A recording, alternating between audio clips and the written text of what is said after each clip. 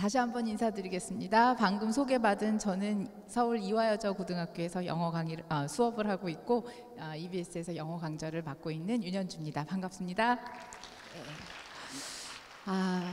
좀 토요일에 10시에 이렇게 강당을 꽉 채우기가 쉽지 않은데 그만큼 부모님들이 좀 궁금한 것도 많고 아이들한테 필요한 것도 많고 그런 열망이 느껴져서 언제부턴가 이렇게 입시 설명회 다니면 어머님들을 보면 이렇게 남다른 느낌이 들더라고요. 왜냐하면 현재 저는 고등학교 2학년 인문반 담임입니다. 그래서 당장 이번 겨울을 어떻게 보내야 되고 일주일 후에 있는 시험을 어떻게 대비해야 되는지 정말 긴장하고 있는 아이들을 데리고 있는 이제 현장에서 그 아이들을 바라보고 있는 것과 동시에 이제 집에 가면 정말 핫하게 돌아가는 교육 변화의 한가운데 있는 중3 아들의 엄마이기도 합니다. 좀 헷갈려 죽겠어요. 우리 2학년들은 어떻게 해야 되는지, 그리고 이 집에서 이렇게 놀고 있는 우리 아들은 어떻게 진로 지도를 해야 되는지. 그래서 개인적인 얘기를 하자면 지난 한 달 동안 보니까 입시 설명회가 많더라고요. 저는 고등학교 가는 게 그렇게 복잡한 줄 몰랐어요. 그래서 동네에 있는 이 학교 입시 설명회 한다 그러면 거기 가서도 들어보고, 또 이 학교에서 뭐 한다 그러면 여러분들처럼 그 자리에 앉아서 설명을 듣는데, 그 자리에 앉아보니까 우리 어머님들이 이런 마음이구나. 그리고 어떤 학교는요, 저녁에 7시부터 입시 설명회 한다고 그래서 정직하게 또 6시 50분에 갔더니 저 구석에 서 있었어요. 일찍부터 가가지고 좋은 자리 맡아서 막 어머님들 뭐 쓰시고 이러면서, 이게 고입에서부터 이렇게 치열하게 겪어와서 이제 드디어 대입에 있어서 이 부모님들이 어떤 마음일까, 이게 역지사지가 되어봐야 한다고. 오늘 되게 추운 날이지만 귀한 시간이잖아요. 저한테는 한 30분 정도 주어져 있는데 이 30분 동안에 그래도 다른 입시 설명회도 좋지만 특히 EBS 입시 설명회는 오긴 정말 잘했다. 특히 저와 함께하는 30분에 있어서는 이거 한 가지는 꼭 내가 수험생의 부모로서 앞으로 아이를 1, 2년간 안내하고 함께하면서 뭔가 마음에 남아있는 그런 좋은 시간이 될 수 있도록 제가 준비하고 노력했으니까 돌아가실 때 꼭 한두 가지 정도는 마음에 담을 수 있었으면. 저는 오늘요 한 5가지 이야기를 할 텐데요. 일단 수험생이 되기 전에 여러분, 저희 처음부터 무슨 대학하고 합격하고 이거보다 일단 우리가 마음가짐을 할 때 수험생으로 출발하기 전에 아이는 어떻게 할까, 부모는 어떻게 할까, 뭐 이런 얘기. 그 다음에 이제 미리 앞으로 수험생으로서 우리 아이들이 어떤 여정을 갈 건지를 알고 나면 조금 불안한 마음과 또 대처 능력 이런 것들이 좀 조절이 되지 않을까. 그리고 저는 영어 과목을 하고 있는데요. 이제 전공 과목이니까 영어는 이렇게 공부하면 좋겠다인데 그럼 다른 과목은요? 라고 할 텐데, 왜 영어 잘하는 애가 수학도 잘하고 수학 잘하면 국어도 잘하더라고요. 그래서 저는 영어 얘기를 하지만 그걸 조금만 적용을 하면 다른 학습법에도 활용이 될 테니까 우리 아이들이 이런 과정으로 이렇게 하면 좋겠다라는 것 좀 참고가 되실 것 같고, 그 다음에 특히 EBS가 그렇다면 어떤 역할을 할 수 있고 우리가 여기에서 어떤 장점들을 뽑아갈 수 있는지. 아직도 EBS 그러면 강좌만 많이 하고 있는 되게 딱딱하고 재미없는 걸로 생각하지만, 아까 사전에 동영상, 홍보 영상 보시면 알겠지만요, 요즘에 EBS의 선생님들은 거의 연예인 뺨치는 외모와 개그맨 능가하는 어떤 유머 감각과 아이들하고 코드가 이렇게 굉장히 잘 맞더라고요. 참고로 저는 2000년부터 EBS 강의를 했어요. 그래서 최고령자 중에 한 명인데, 시대마다 흐름마다 이렇게 아이들의 또 이렇게 필요와 이런 거에 맞춰주는 선생님들의 노력이 되게 감동적이기도 하고 놀랍기도 하고, 그러나 또 이렇게 10년, 20년 동안 강의를 했던 사람이 또 가지는 뭔가가 있는 것 같아요. 그래서 그런 걸 또 여러분과 나눌 수 있어서 EBS는 어떤 역할을 할 수 있고 어떤 우리가 장점을 뽑을 수 있을까? 마지막으로 저는 예상했습니다. 각 학교마다 지금 기말고사 일주일 전일 거예요. 따라서 여기에 아이가 오기는 좀 힘든 상황. 아마 분명히 많은 부모님들이 오실 거고, 그리고 그 최전선에는 분명히 우리 어머님들이 많으실 텐데, 우리가 어딜 가더라도 수험생 부모가 무슨 뭐 이런 정보를 알아야 된다, 이런 정보를 알아야 된다는 있지만 정말 중요한, 수험생 부모로서 꼭 한 번은 생각해야 하는 중요한 사항들이 있어서 거기까지 말씀을 드리면 훈훈하게 내가 이제 드디어 수험생 자녀를 둔 부모로서 새로운 마음다짐을 하게 되는. 그리고 이제 2부에 가면요, 공교롭게 오늘 성희 씨가 같은 윤윤구 선생님께서 진짜 이 학종이나 대입에 관련된 알짜 정보들을 많이 주실 테니까요, 저희는 조금 편안한 마음으로 일단 마음가짐을 가지면 어떨까. 자, 첫 번째, 수험생이 되기 전에 꼭 이거 한번 체크해 보세요. 아이들 같은 경우에 저기 보니까 학생이 한두 명 보이기도 하는데요, 나는 왜 공부하느냐, 이게 자리 잡지 않으면 공부의 방향성이 흐트러지더라고요. 혹시 한번 생각해 보세요. 우리 아이가 어떤 대학을 가고 싶어 하는지는 다 아실 거예요, 그렇죠? 이제 S대부터 시작해서 Y대, K대 이렇게 나올 텐데 우리 아이가 왜 공부를 하고자 하는 데에 대해서는 놓치고 있을 수도 있어요.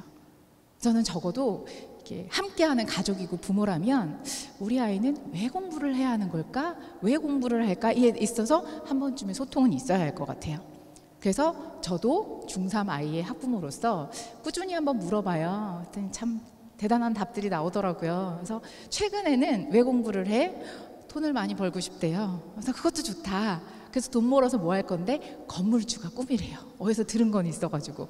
그럼 어떻게 해서 돈을 벌 거냐? 그랬더니 공부를 해야 되겠고, 그럼 많이 벌어야 되는데 어떻게, 쭉 가다 보면 결국에는 그러니까 내가 이렇게 공부를 해야 될까, 유도 질문을 하면 어디까지 가긴 가더라고요.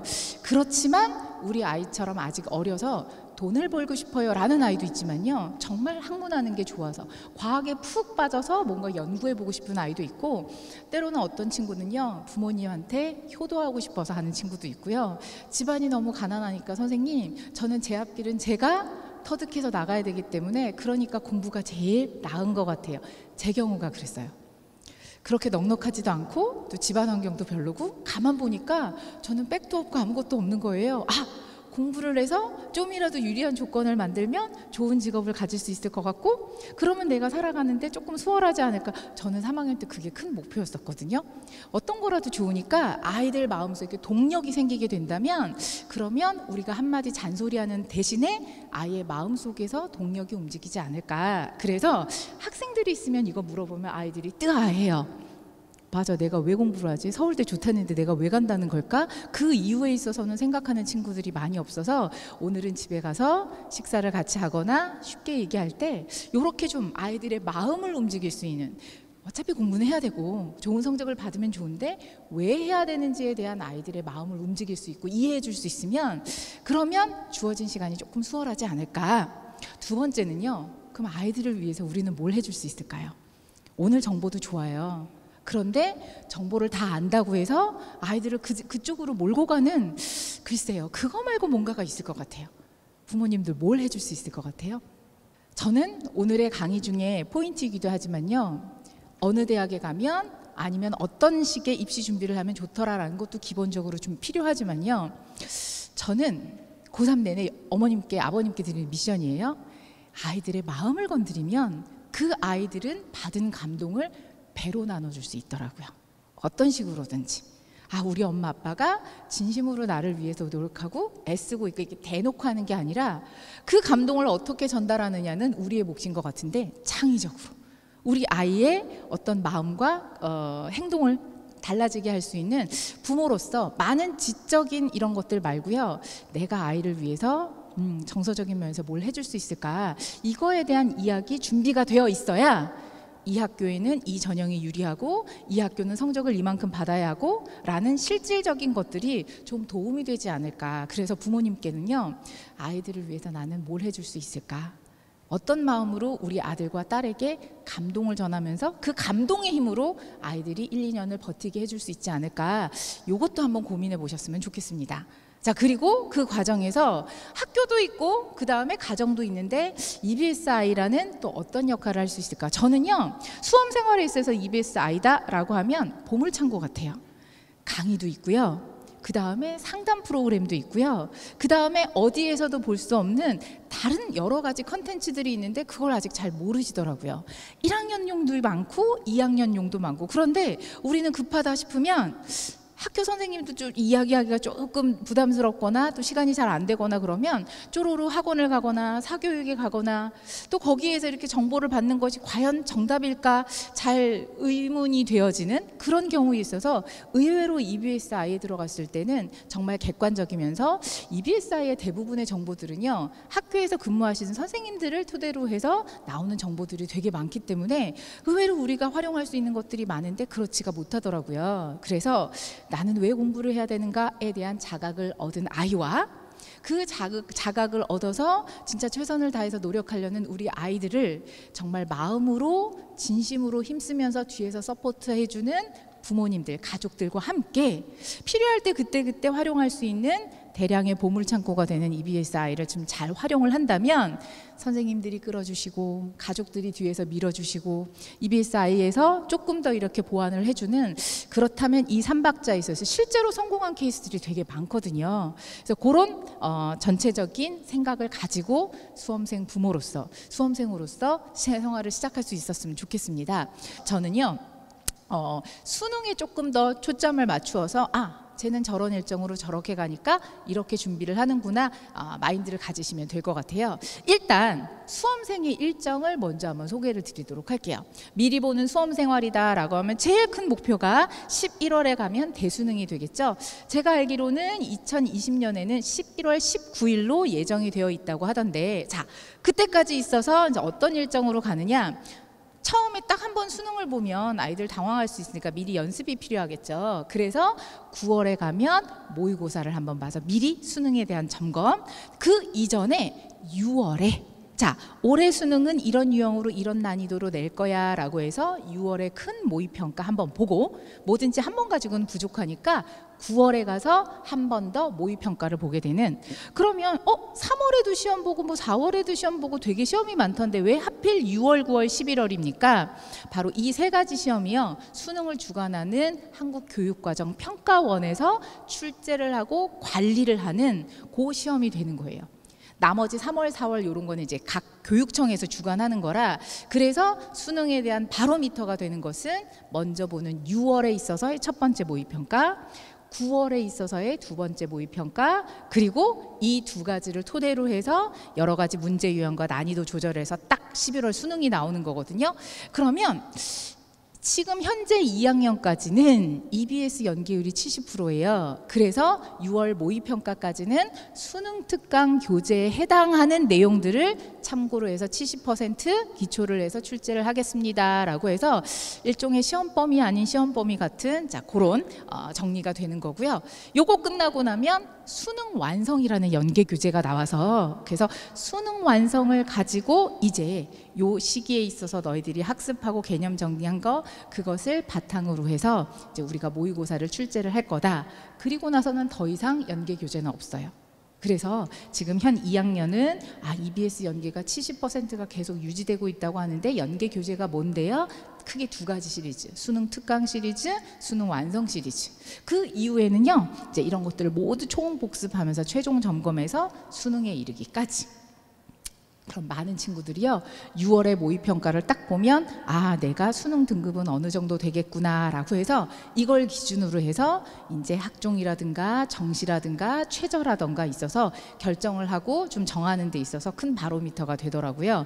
그리고 여름방학 지나고 나서 이제 9월에는 수능 직전에 마지막 모의평가가 되니까 이제 요걸 가지고서 예를 들면 내가 최저는 어느 정도 맞출 수 있고 그 다음에 내가 수능에 있어서는 요 정도 앞으로 예상 점수가 되니까 내가 학종에 있어서는 혹은 정시에 있어서는 어떻게 하는 게 유리하겠다라고 해서 미리 이제 어느 정도의 기준점이 되는 거니까 그래서 전체적으로 수능과 모의평가의 기준을 가지고 보면 요런 스케줄로 갈 수 있을 거예요.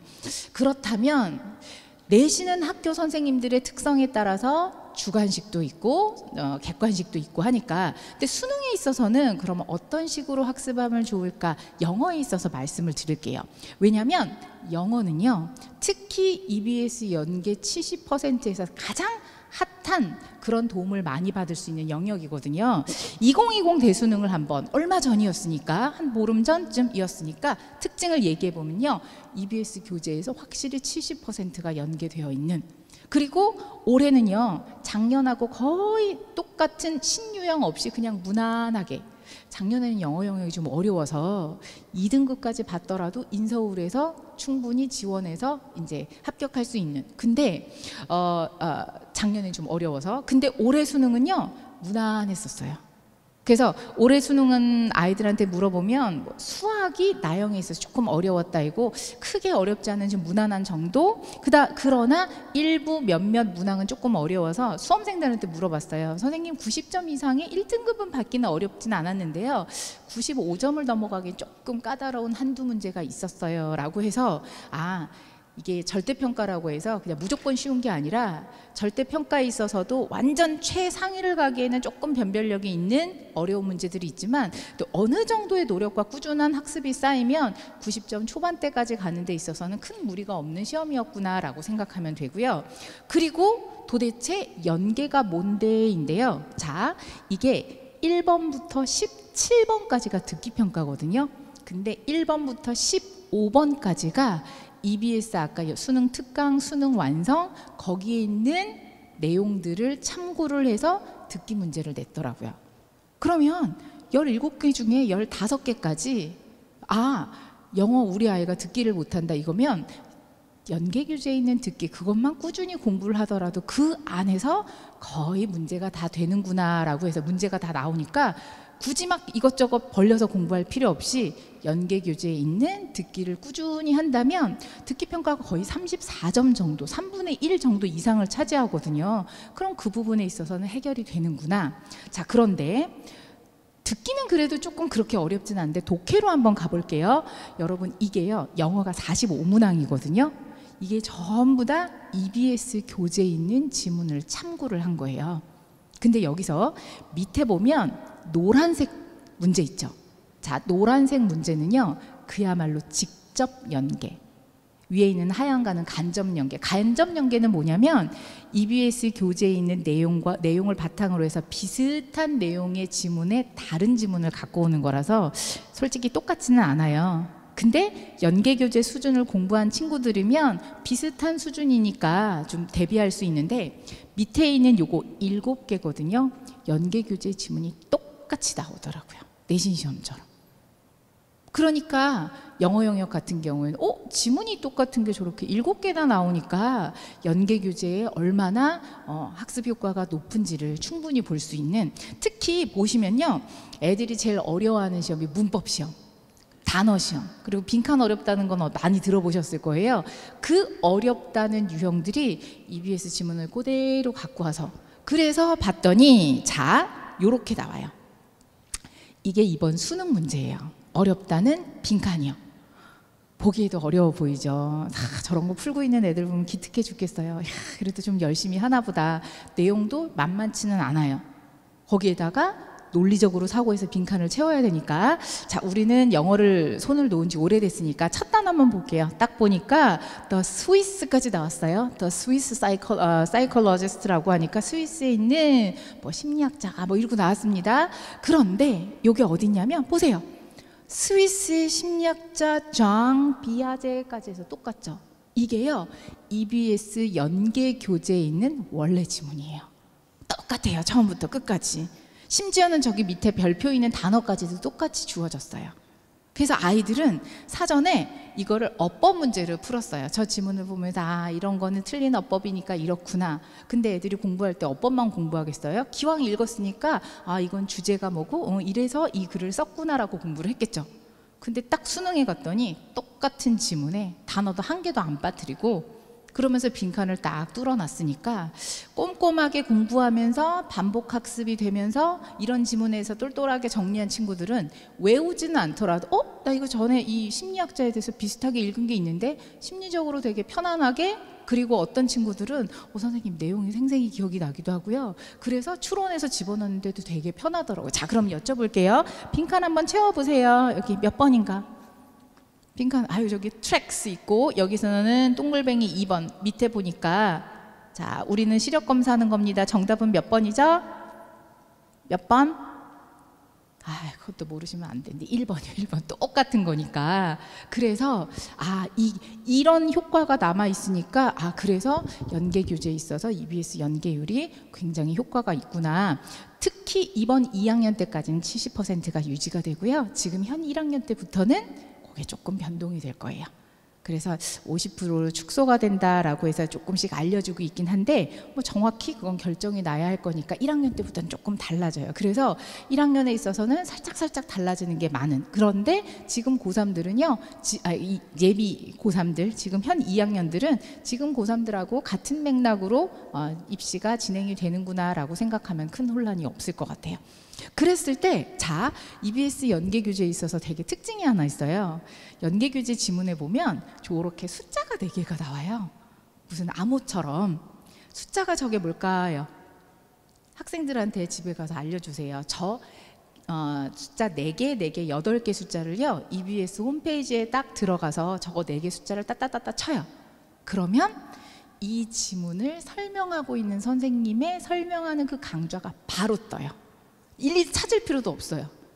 이 작업이 어마어마한데요. 저는 정말로 유용한 것 같아요. 아니, 우리도 홈쇼핑에서 뭐 살려고 그러면 막 가격 비교하고 어디 있는지 찾는 데 시간이 더 많이 걸리거든요. 수험생들은 거의 시간과의 전쟁인데 연계 교재의 모든 문제는요, 저 번호가 다 있어요. 그래서 번호를 딱 치면은 바로 선생님이 나와서 이 문제 저와 함께 설명을 들어봅시다 에다가 특히 영어 같은 경우에는요, 이 선생님 설명이 나 조금 어려운 것 같은데 그러면 최소 3분의 선생님의 설명이 동시에 떠요. 그래서 비교해 보면서 이 선생님이 조금 더 이번에는 정리가 되는구나. 이 선생님은 또 이런 각도로 보내라고 해서 비교 분석이 되는. 따라서 연계 교재 공부할 때요, 혼자서 공부가 되더라고요.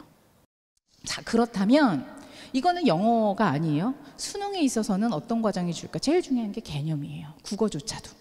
국어 문제를 풀려고 하면 문제에서 쓰이고 있는 기본적인 용어가 뭔지, 출제 경향이 뭔지, 모든 전 과목이요, 개념에 대해서 기본적으로 그게 어느 정도 이제 바탕이 되었다라고 하면 그 다음에 연습을 해야 되는데, 아니 이 교재를 바탕으로 해서 한 70% 정도 연계를 한다고 하니까 아무래도 다양한 여러 가지 실전 문제들보다는 연계 교재를 가지고서 만약 내가 연습을 하고 훈련을 한다라고 하면 좀 더 학습의 범위가 좁아지면서 효과가 올라갈 수 있으니까, 그런 다음에는 이제 각종 기출이라든가 응용할 수 있는 실전 연습의 다른 문제들이나 교재를 활용하면 어떨까. 그렇다면 지금 우리가 예비 수험생으로서 기말고사 끝났다라고 하면요, 이게 가장 이번 방학에 있어서는 포인트가 되는 거죠. 내년도의 수능특강 연계 교재는요, 1월 말쯤에 발간이 될 거예요. 그럼 12월 중순에 아이들 기말고사 끝나고 한 달 반 정도의 텀이 남거든요. 그때 동안 각 과목별로 이제 개념에 관련된 도움들이 필요한 거죠. 그래서 EBS에 들어가면요, 솔직히 학교에서는 12월 중순쯤에 끝나고 나면 아이들이 풀어져요. 그 아이들을 다 데리고 뭔가 집중적으로 하기에는 각자 성향도 다르고 계획도 다르고, 그래서 자기 주도적으로 뭔가 일찍 시작하고 싶은 친구들을 위해서 지금 각 과목별로 개념 강의가 싹 다 탑재가 되어 있어요. 수학은 어디서부터 하면 좋겠다, 국어는 실제로 문제 풀기 전에 마지막으로 이런 개념들은 다 정리를 했으면 좋겠다. EBS에서 이번에 발빠르게요, 아이들 기말고사 끝나면 바로 시작할 수 있게 제가 영어 영역 같은 경우는 이미 다 20강, 30강의 개념 정리할 수 있는 강좌가 탑재가 다 끝났더라고요. 다른 과목들도 그래요. 그러면 기말고사 끝나고 아이들이 시간적인 손실 없이 바로바로 이어갈 수 있게, 그래서 영어뿐만 아니라 적어도 수능에 있어서의 준비를 한다면 이 과정을 밟아가는 게, 그렇다면 그 시작은 기말고사 끝나고부터 좀 준비를 하면서 이제 연계 교재가 나오면 거기에서부터 차근차근 자기 수준대로 가면 되겠구나. 그랬을 때 영어는요, 개념이 뭐냐면 일단 어휘는 다다익선 많이 암기하고 있으면 좋겠고, 특히 단어만 알면 뭐예요? 문장이 길고 복잡하니까 기본적인 어법이나 구문에 대한 약간의 상식은 좀 필요해요. 그러니까 그런 것들을 개념 강의에서 긴 문장 독해하는 법, 빈칸의 지문은 어떻게 풀이하면 좀 더 효율적인가, 이런 것들이 강의에서 소개가 되고 있더라고요.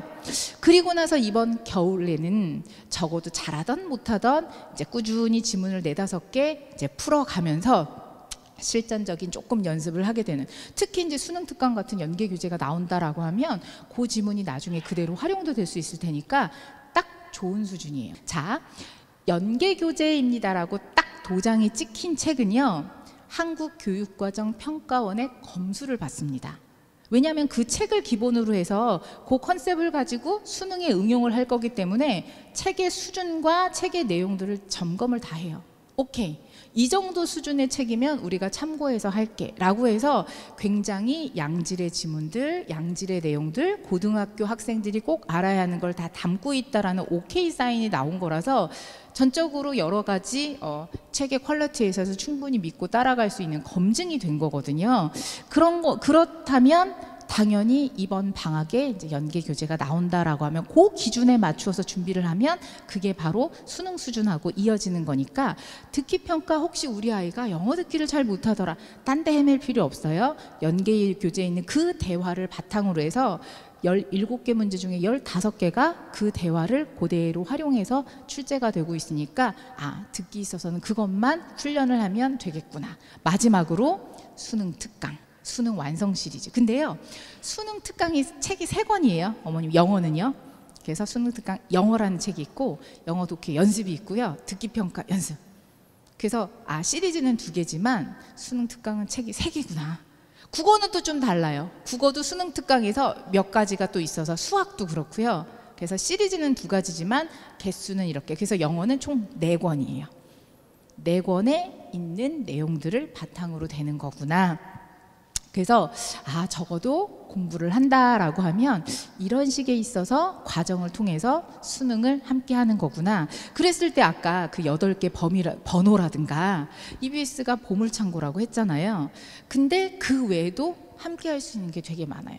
자, 우리 큰애는 지금 고2인데요. 선생님, 둘째는 지금 중3이에요 라고 한다면 당장 1학년 친구들도 흡수할 수 있는, 1학년 친구들이 되게 좋아하는 거는요, 지금 밑에서 보면 중간, 기말, 예상, 모의고사 이런 것도 있고, 애들이 되게 좋아하는 거는 저기 학교 시험 3주 완성해서 영어 같은 경우에는 11월에 고 1, 2들 모의고사 봤거든요. 저희 학교도 그래요.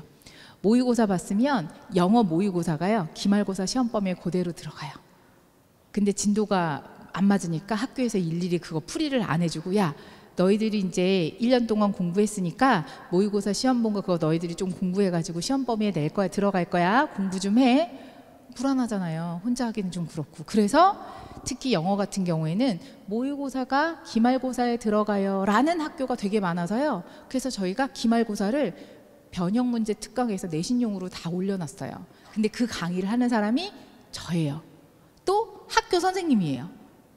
그러니까 학교에서 출제를 하시는 분들이 그 강의를 찍고 그 문제를 만들고, 그래서 저는 조금 힘들어요. 왜냐하면 저희 학교도 이번 모의고사가 기말고사에 그 범위가 들어가거든요. 학교 시험 문제도 내야 되는데 EBS 강의에서 그거 강의도 해야 되니까 이렇게 좀 묘하게 아이들이 도움을 얻을 수 있으면서, 근데 제 강의에 나온 문제를 똑같이 또 학교 대신에 낼 수는 없으니까. 근데 다른 학교에서는요, 선생님들이 되게 많이 보시더라고요. 요거는 요렇게 응용해서 문제 내면 되겠구나. 저희 강의를 보고 아이디어를 얻어서 심지어는 똑같이 문제가 나오는 경우도 있고, 그렇지 않으면 특히 이렇게 지방 갔을 때는, 지방 같은 경우는 학원에 갈 수밖에 없는, 학원도 못 가게 되는 그런 친구들은 어디에서 도움을 받을 수 없으니까, 특히 내신에 관련돼서는 도움 드는 강좌들이 많은데 어떤 효과가 있냐면, 내신 때문에 들어와서 강의 들어보고 했더니 이거 인터넷 강의를 활용해서 내가 자기 주도하는데 되게 도움이 되는구나. 요게 훈련이 된 아이들이요, 고3 때쯤 되면 학원 다니면서 뺏기는 시간들이 되게 많거든요. 그럼 이게 조금 훈련이 돼서는 고3쯤 되면 강좌들을 자기가 설계를 해서 자기가 계획해서 듣고 꾸준히 자기 계획대로 가지는 그러한 조금 주도적인 학습을 형성하는 데 있어도 1, 2학년들은 도움이 되더라고요. 수능 관련해서는 지금 한창 핫하게 있는 게 수능 개념 강의 다 들어가 있고요. 그 다음에 뭐 공부법 특강이라든가 뭐 이렇게 그냥 연계 교재만 하는 게 아니라 골라서 들을 수 있도록, 그래서 제가 보물창고라고 말씀을 드리는 거예요. 그리고 또 하나 이게 있어요. 이걸 모르는데 저는 그래서 많이 강조를 하는 게, 수시 논술 커리큘럼이 정말 훌륭해요. 그래서 예를 들어서 학생부 전형이잖아요. 학생부 전형이면 학생부 전형이 뭐예요? 그 다음에 책을 읽고 싶은데 학과별 무슨 책을 읽으면 좋아요? 저게요, 강좌로 다 들어가 있어요.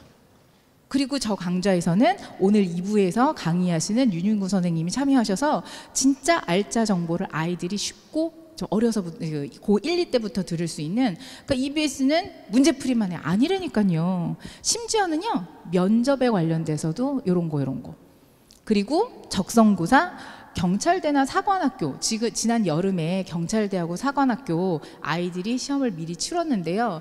이런 것들은 또 수능에서 살짝 벗어나 있으니까 따로 준비하기가 힘든, 거기에 관련된 강좌까지도 다 있어서 오늘 보신 책자 있잖아요. 제일 후반부에 가보면 EBS 어떻게 활용할까 있거든요. 그거는 아이한테 야 한번 쭉 훑어보고 이런 게 있대 라고 하면 특히 1, 2학년 아이들은 미리미리 좀 클릭해 보면서 도움을 많이 얻을 수 있을 거예요. 그리고 오늘은 요거 한번 활용해 보세요. 가면 EBS 대입 상담실이라는 게 있거든요. 거기에다가 글을 한번 써보세요. 그러니까 정말 우리 아이 몇 등급입니다. 어떻게 하면 좋을까요? 딱 올리면요.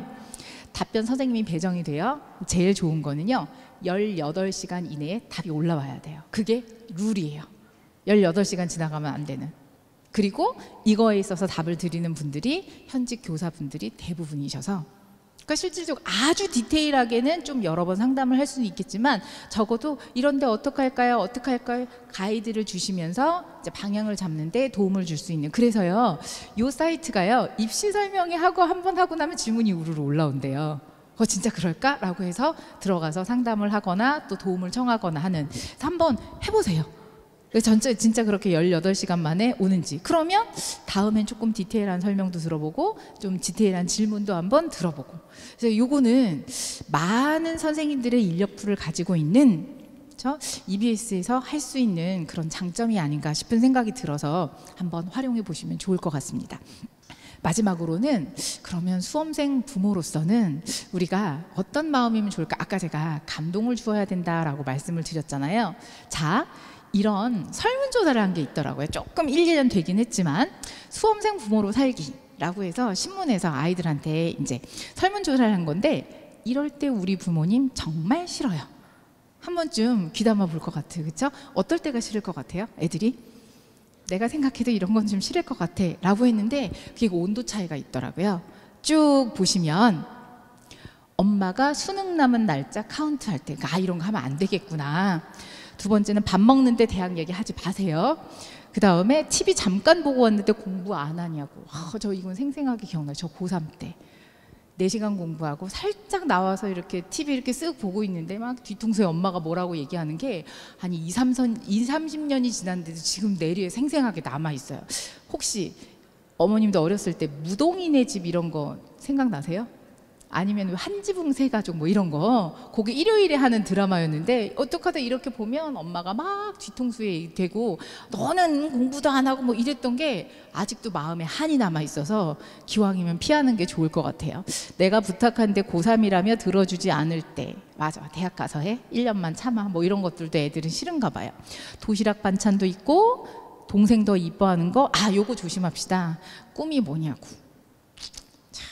꿈은 있지만 좀 말하기는 현실적인 것도 있고 하니까 애들은 고민은 많아요. 근데 자꾸 뭔가를 물어본다는 거. 그리고 말 안 하면 꿈은 없다고 그러고, 말하면 또 그게 되도 않는 꿈을 꾼다고 그러고, 어떻게 하라는 건지. 이거는 안 하시는데 막 공부하려는데 심부름 시킬 때, 근데 또 아이들은 그런 안 좋은 기억이 남아 있나 봐요. 잠 많이 잔다고 뭐라고 할 때, 그건 잠은 진짜 많이 자긴 하던데, 내 능력에 비해서 기대가 크실 때 아이들은 이런 생각을 하고 있구나 하는 거를 이해하는 것도 좋을 것 같아요. 요거는 피하고, 그럼 기왕이면 좋아하는 거 해주면 나도 점수 딸 수 있을 거 아니에요. 이런 부모님이 진짜 좋다라고 할 때는 요렇대요. 자, 몇 개나 해당하시는지 한번 보겠습니다. 왕처럼 돼서 이건 진짜 속이 터져요. 그쵸? 근데 그렇대요. 과일 챙겨주실 때는 꼭 참고 할 수 있을 것 같아요. 보약해 주실 때, 요새는요 용돈 주는 거 되게 좋아하더라고요. 그래서 어떤 엄마가 제일 좋아했더니 수능 끝나고 나서 용돈 듬뿍 주실 때 그때가 좋다는 게 가장 최근에 리서치에서도 나오더라고요. 쉬엄쉬엄 하라고 할 때. 근데 우리끼리 얘기하자면 이미 알아서 쉬엄쉬엄 하면서, 그쵸? 그래도 아이들은 이런 반응. 야자 끝나고 집에 올 때까지 자지 않고 기다릴 때. 그래서 저는 개인적인 경험 얘기하면 두 가지가 떠올라요. 실컷 공부하다가 살짝 TV에 눈 돌렸는데 그때 엄마가 막 말씀하시던 게 아직도 남아있어요. 지금 생각해 보면 엄마가 불안하셔서 그랬던 것 같아요. 그러니까 내가 열심히 노력하고 있는 건 믿긴 하지만 옆에서 뭐 엄마가 뭘 해주실 건 없고 또 잔소리라도 하는 게 사랑에 대한 표현이구나가 내가 부모가 되니까 알겠더라고요. 또 한 가지 기억나는 거는 제가 그 엄마가 좀 나이가 많으세요. 41살에 저를 낳으셔서 완전 늦둥이. 그리고 어렸을 때 아버님이 돌아가셔서 엄마 혼자서 오빠 키우고 언니 키우고 뚝 떨어진 막내 저를 키우는데 굉장히 부담이 크셨던 것 같아요. 그런데 뭐 나이가 연차가 있으니까 이렇게 입시 정보 이런 것도 모르시고 그냥 뭐 열심히 하면 잘하나 보다 뭐 이렇게. 근데 우리 어머님이 한 번도 거르지 않고 한 게 뭐냐면 저희 학교 다닐 때는 막 11시 12시까지 학교에 하자 했었잖아요. 그리고 집에 올 때 되면 항상 엄마가 졸지 않으셨어요. 자고 있었던 적이 단 한 번도 없으셨어요.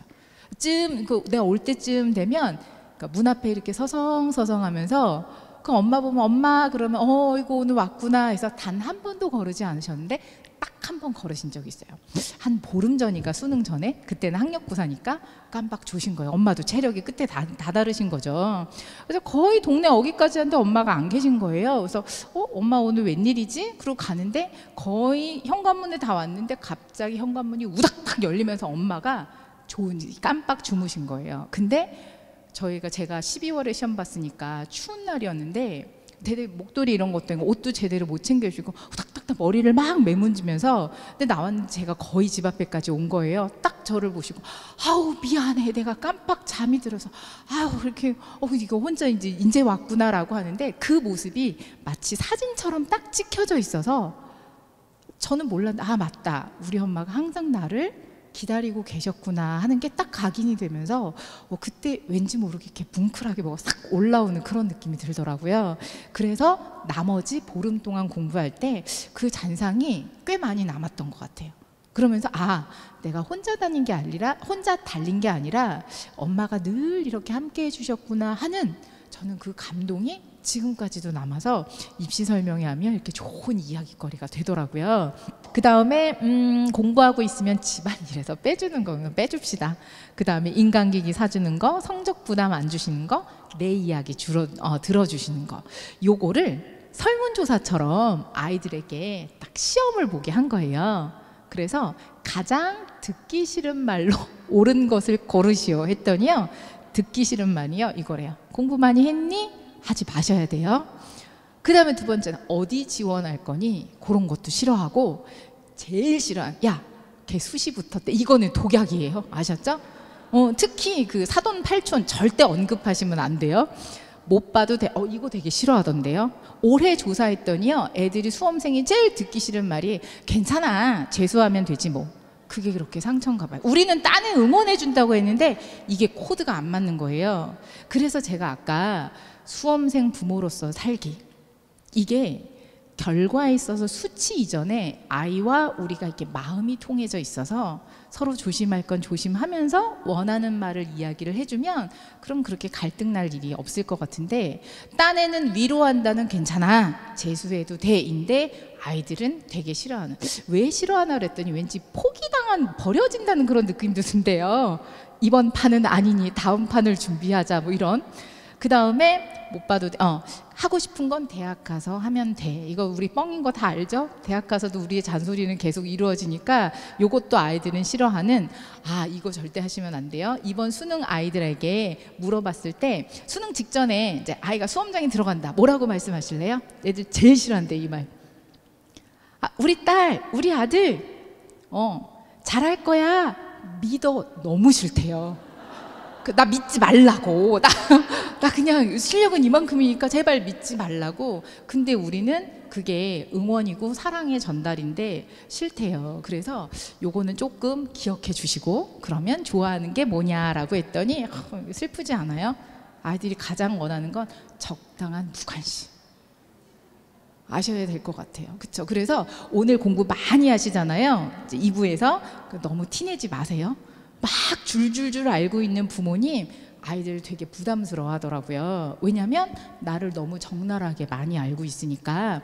두 번째는 좋은 게 간식 선물 우리는 쉽게 할 수 있으니까. 그 다음에 힘내라는 말이나 편지. 이게 조심할 게 특히 편지. 받아보신 적 있으세요? 어렸을 때? 안 받아보셨으니까 애들한테도 안 주는 것 같아요. 때로는요, 저도 그거네요. 카톡으로 아들 사랑해, 제일 편하니까, 나도 티나니까. 근데 생각해보니까 아이에게 카드나 엽서 같은 걸 써본 기억이 없어요. 근데 그게 이렇게 손편지가 주는 감동이, 이거 별거 아닌 건데, 그래서 수험생 부모로서 우리 아이의 마음을 건드릴 수 있는 나만의 어떤 비밀 무기가 뭐 있을까? 애들은 되게 단순해서요, 그게 한번 인상에 남으면 365일을 굉장히 감사하고 부모를 섬기는 마음으로, 효도하는 마음으로 되게 공부하더라고요.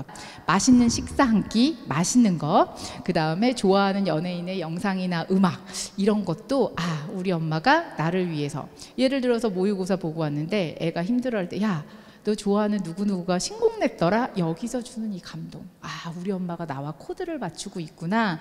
그래서 어느 대학의 어느 입시 전형이 좋더라 하는 것도 있지만, 우리는 가장 이런 기본적인 것도 기억했으면 좋겠다 싶습니다.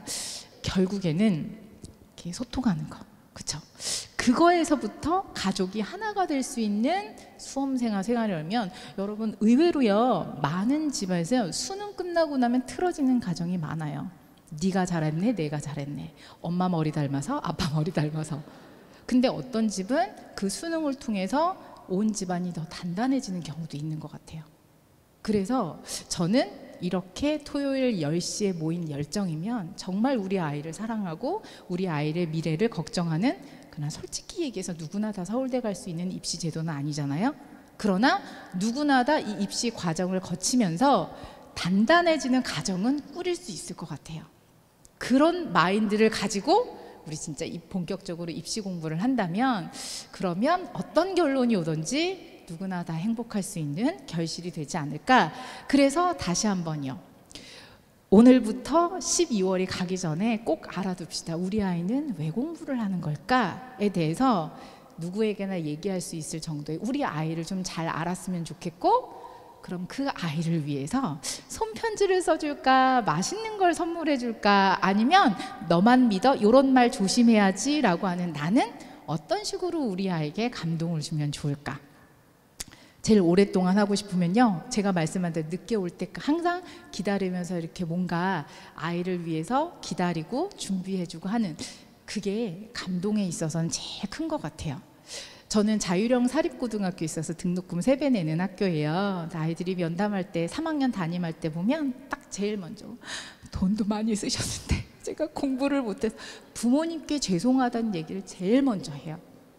저 그런 얘기 들을 때마다 되게 마음이 짠하더라고요. 아이들은 표현은 하지 않지만 그 안에서는 본인의 스트레스도 크지만 부모님께 드리는 이게 좋은 결실이 아닌 데서 되게 표현만 못해서 그렇지 그걸 잘 헤아려서 마음과 마음이 통할 수 있는 그런 입시의 과정을 만들어내면 어떨까 싶어서요, 오늘 요 2가지는 꼭 기억을 해두셨으면 좋겠습니다. 그러면 요걸 가지고 이제 본격적인 입시 준비할 때는요, 바탕에 깔아두세요. 그리고 이제 구체적인 여러 가지 전략 잘 채우셨으면 좋겠습니다. 이상, 저는 윤현주였습니다.